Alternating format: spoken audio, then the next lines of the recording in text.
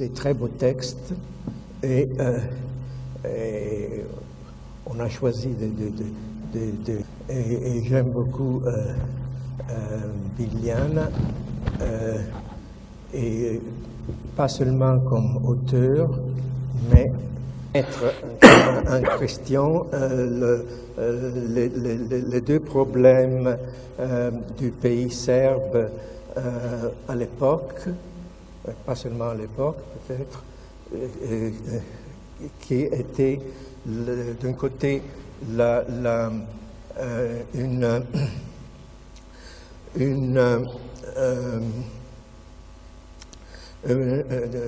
peuple qui avait perdu son identité et l'espoir de pouvoir améliorer sa situation dans l'adoration d'un Occident qui était vu comme le paradis, mais c'était autre chose, comme on voit bien dans les pièces. Mais là, je dis qu'elle n'est pas seulement un auteur, mais dans un moment très, très important pour l'histoire, pas seulement de la Yougoslavie ou de l'Europe ou de la Serbie, quelqu'un qui sait écrire le théâtre, je l'ai déjà dit, mais aussi qui aime le théâtre, pas seulement comme auteur, mais complètement comme metteur en scène. Elle a commencé à travailler sur les pièces personnellement et en plus à cette vision précise de la situation. Là, les pièces ont toutes des caractéristiques très précises. Chaque fois, il y a des Yougoslaves à l'étranger ou projetés vers l'étranger. Il y a dans la trilogie de Belgrade, on voit, il y a une photo, il y a une fin d'année, la fin de la fin d'année, qui est vue chez des couples des Yougoslaves à l'étranger dans 3 différents continents et qui donne une image comique et désespérée en même temps. Et dans Jeux de famille, qu'en français histoire de famille, oui, mais en italien c'est giochi. Biliana avait aussi écrit une autre pièce à l'époque qui s'appelait La Chute et qui s'appelle toujours La Chute. Ce qui m'intéresse surtout, c'est que Biliana, pour moi, c'est une des artistes très rares qui savent transformer leurs expériences actuelles directement dans leur art. Et pas seulement sous le point de vue du contenu, mais aussi du point de vue de la forme. Ça correspond tout au point où elle est à ce moment. Et comme ça change. Si on regarde le développement des pièces de Biliana, on peut constater cela très très nettement. Sa première pièce, la trilogie de Belgrade, elle a écrit parallèlement à son journal de Belgrade. Donc, ça traite les expériences d'une jeune femme qui a resté pendant la guerre et dont les amis sont allés dans tout le monde et elle regarde comme les amis ne sont pas heureux dans tout le monde. Donc, alors toute la pièce est très proche à ce journal et à ses expériences à ce moment. Et déjà, la deuxième pièce, Histoire de famille, transforme les expériences de la guerre, de la violence, beaucoup plus dans un jeu grotesque d'enfants. Et ce qui se trouve pour moi dans la tradition grotesque du théâtre des pays communistes où on disait la vérité sous déguisement de grotesque, ce qu'on voit.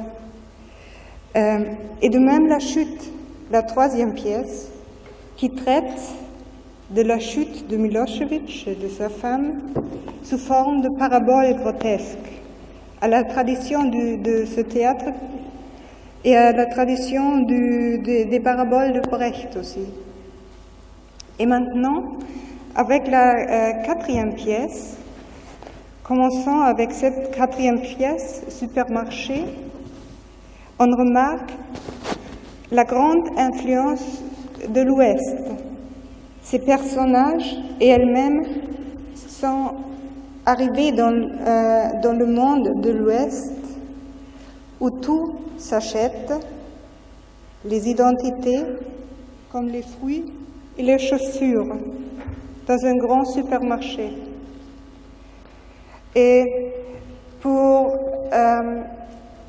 avec cette pièce, elle a aussi choisi une esthétique analogue à un film américain, non plus du théâtre de l'Est, mais un film américain avec Bill Murray, Greyhound Dog, où peut-être vous le connaissez, où tout un jour se répète, le protagoniste ne vient pas au dehors du séjour, il ne peut pas continuer sa vie. Et le même, c'est avec Leo Schwartz, le protagoniste de la pièce de Biljana. C'est un émigrant et il a loué une identité fausse et il ne peut pas continuer. Andrea, laisse-les tranquilles. Nadejda, d'un geste de panique, montre leurs lèvres. Elle parle avec peine. Nadejda, leurs lèvres sont livides. Nadejda se comporte comme si elle avait une crise de nerfs. Andrea, laisse-les, viens ici. Nadejda pleure. Elle s'agenouille à côté de Milena et Voyine. Elle les traîne, les secoue, les pince. Elle bégaye terriblement et gesticule de tout son corps. Nadejda, le cou, la gorge sont... Andrea s'approche de Nadejda. Il essaie de la détacher de Voyine et de Milena. Dès qu'il la touche, Nadejda s'arrache brusquement, commence à crier et à courir de tous côtés sur la scène. Elle bégaye de moins en moins. Lâche-moi, lâche-moi, laisse-moi, ne me touche pas. Andrea, hé, arrête, je te touche pas, hé. Nadejda court de nouveau vers Milena et Voyine. Elle tombe sur eux, bien qu'en larmes. Elle hurle très distinctement. Maman, réveille-toi s'il te plaît. Papa, mon petit papa, excuse-moi, j'ai pas fait exprès. Je ne vais plus jamais passer à table.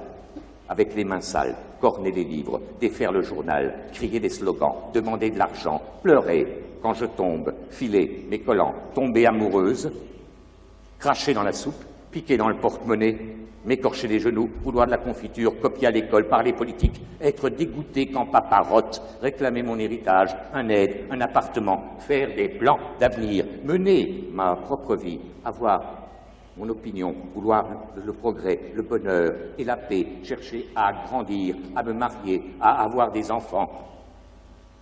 La grenade de papa était par là. En entendant ces paroles, Voyine et Milena, portant sur leur corps les traces de toutes les morts précédentes, lèvres livides, gorge tuméfiée, se redressent bien vivants.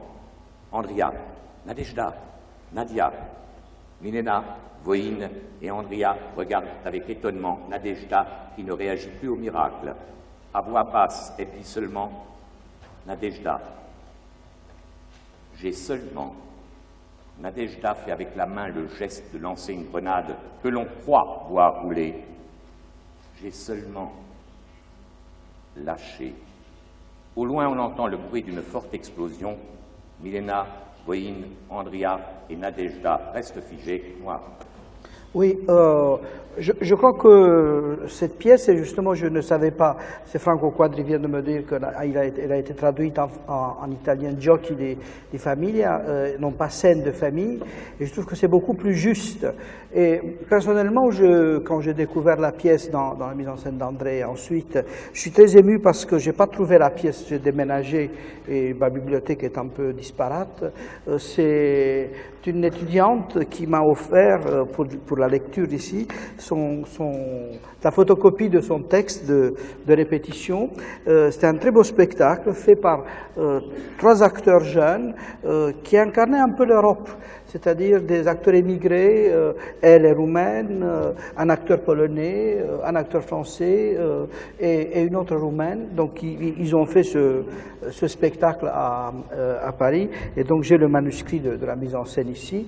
Là, quand j'ai découvert la pièce, j'ai eu le sentiment, peut-être, ça peut pas être un peu exagéré, mais j'ai l'impression que c'était une découverte extrêmement importante de technique d'écriture. Bon, Biliana est dans la salle, on ne peut pas dire que c'est aussi important que 6 personnages en quête d'auteur, mais on a trouvé quelque chose d'extrêmement décisif sur la manière de parler de l'histoire, tout en réalisant cette tension. Le mot dialectique, en France, on ne l'utilise plus beaucoup, malheureusement, mais je crois qu'on rencontre de manière très subtile, grâce à cette histoire du jeu, la relation entre l'abstrait et le concret. Le recours au jeu a été fait par d'autres metteurs, par d'autres auteurs. Donc, dans la leçon de Ionesco, il s'agit d'un jeu. Mais dans la leçon de Ionesco, qui est une pièce extraordinairement importante, le jeu reste quand même une utilisation abstraite et formaliste. Ici, il me semble que dans cette pièce, l'intérêt vient du fait qu'il y a ce mélange entre le grand et le petit, entre la cruauté et le ludique, et qu'en même temps, la pièce est très importante dans la mesure où elle échappe aux 2 tendances du théâtre. Soit d'un côté la tendance réaliste de la continuité. On a vu le spectacle de Dodine, Vie et destin de Grossman, où le problème venait du fait qu'on entrait dans une grande tentative de raconter l'histoire de la Russie sur le mode des romans de Tolstoï du XIXe siècle. Et l'autre tendance, c'est la tendance de la discontinuité, de la rupture comme définition de la modernité. Moi, ce qui me semble intéressant dans la pièce, c'est que justement, il y a de la continuité et de la discontinuité, et que c'est cet équilibre extrêmement difficile et le propre de l'écriture, et qu'en même temps, cet équilibre est aussi le challenge de la mise en scène. C'est que réaliser cette tension permanente qui est la tension de la mise en scène. Deuxièmement, je trouve que, quand j'étais jeune, j'ai lu, moi, d'autres, on a lu 2 livres très importants. Donc, il y a le livre de Huizinga qui s'appelle Homo Ludens, et un livre moins connu sur la théâtralité dans la vie de Evreynov. Et chaque fois, dans les deux livres, on insiste sur le fait qu'il y a une pulsion théâtrale, une pulsion ludique chez l'homme, mais que cette pulsion ludique est très souvent accompagnée de l'image, de l'innocence, du bonheur de vivre. Mais en réalité, Evreynov insiste énormément, je retrouve ici cette dimension, Evreynov insiste sur le fait qu'il y a pulsion ludique accompagnée de cynisme, accompagnée de cruauté, que le jeu n'est que la solution pour dévoiler une cruauté intérieure, que ce n'est pas direct. Et je crois que ce qui est extrêmement intéressant dans le spectacle, c'est justement que par le jeu, on révèle les vraies pulsions. Que le jeu, c'est une manière d'accéder à ce qui est le plus profond et qui est interdit, qui ne se dit pas et qui s'exprime en bénéficiant de la mythologie lumineuse du jeu. Et je crois que c'est une ambiguïté poétique extrêmement forte dans le texte. Le troisième point, c'est il y avait aussi la référence sur, je trouve que ça s'inscrit dans des discours sur la cruauté des enfants. Quand j'étais jeune aussi, donc j'avais lu un texte qui m'a beaucoup frappé d'Eisenstein. Et Eisenstein disait « Tout le monde parle de l'innocence des enfants ». Mais ce qu'il avait trouvé, il avait trouvé des dessins d'enfants qui dessinaient la maison avec des flammes pour démontrer leur volonté de mettre le feu à la maison. Donc Eisenstein dit au fond, il y a un fond de cruauté. Ensuite, quand le film célèbre de Bruch, L'Empereur des mouches, à partir du roman de Golding, démontre la même chose. Et je crois que jeu de famille, mieux que scène de famille, je trouve que c'est vraiment... Pardon ? Histoire de famille. Je trouve que c'est beaucoup mieux parce que justement, il y a cette instabilité, cet entre-deux, entre les deux. Et pour finir, je dirais que la solution découverte, c'est que l'utilisation du jeu permet à ce texte d'être profondément concret, d'être profondément ancré dans la réalité, et en même temps, ça lui permet d'être étranger, d'être distancié en quelque sorte, d'être perturbé par le jeu. Et je crois que le miracle du texte vient du fait que le jeu est un révélateur, mais le jeu n'échoue jamais dans une mécanique. Dans la leçon de Ionesco aujourd'hui, c'est la mécanique. Ici, il y a du plaisir cruel qui se termine à la fin parce que, lisait André tout à l'heure, est-ce que tu remarquais, par cette extraordinaire idée de la jonction temporaire et explosive entre le petit et le grand, entre le dedans et le dehors, entre l'intérieur et la... C'est pour ça que je crois que Jeu de famille est une pièce décisive pour l'écriture contemporaine.